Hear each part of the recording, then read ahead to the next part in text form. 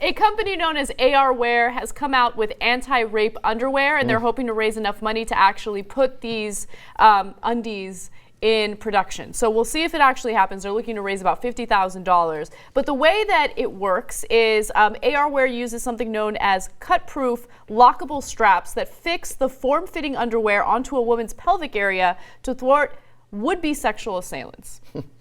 So, is this a good idea? Obviously, is the first question that comes up for a couple of different reasons. Number one, if the guy gets angry, that might create a more hostile situation. Yes. So I did research on this because I tried to figure out exactly how it is that you can put them on but not take them off. Like, right. That was going to be my second question. Yeah. It just seems strange, and they look like shorts. I mean, how are you going to wear? It's just it's okay. Many criticisms about this. First of all, the most important criticism: it's going to make someone angry. It is. They're going to have a hard time taking it off. And as a result, they're going to beat the woman up. They're going to take it out on her. And I'm not saying that their intentions were bad or this wasn't thought out carefully, but I'm just worried that it's going to make someone really I'm going to go ahead and say it wasn't thought out carefully. Okay. It's silly. All right. Fair enough. It's just silly. I mean, like, it's fine. Look, here's what it's good for. If it makes a woman feel safer and more secure, then great. Then go forward. The reaction, trying to figure out what the reaction of violent sexual assaulter is, I mean, then that goes back to whether it's going to make him mad. That's the same argument as, do you resist? Do you carry mace? Do you keep a knife on you? Do you carry a gun? All those things could make the situation worse, but those are all decisions that individual people basically get to make. Yeah. Right, and it's easy for me to say, but I'd take my chances in terms of I think I'd want to resist. So I'm more open to this than you guys are. You are. No, and I'll tell you why. I'm totally open to it. I just don't think it's going to save anybody or help anybody, but it might make people. But here's a scenario in which it might help. We've done these stories about the girls who pass out and then the guys rape them and then they take pictures and then they dump them in the front lawn in one case, etc.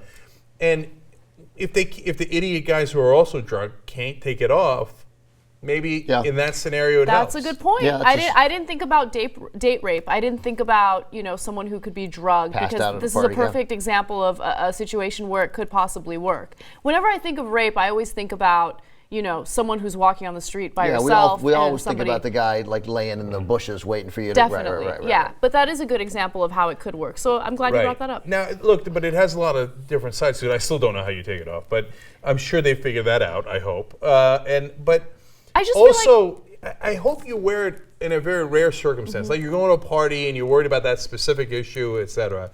Because if you're the kind of person who's constantly wearing rape underwear around, there's some chance that you're a little. It's something you have to be very careful about, and you should take precautions.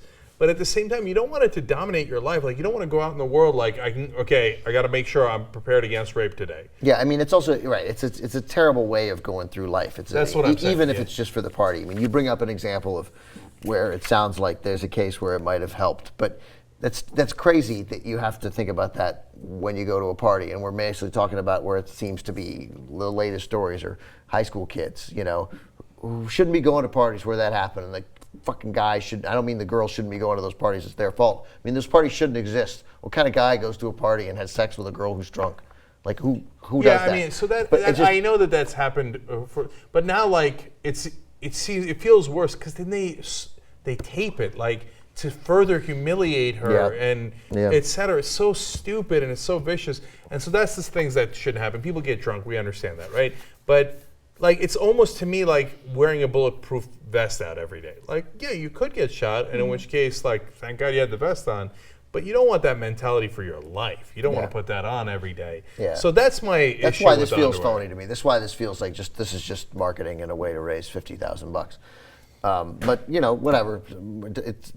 It's essentially harmless until the day where somebody goes to a party or goes on a date with their friend, and then they have a great night, and they come home and they're like, son of a bitch.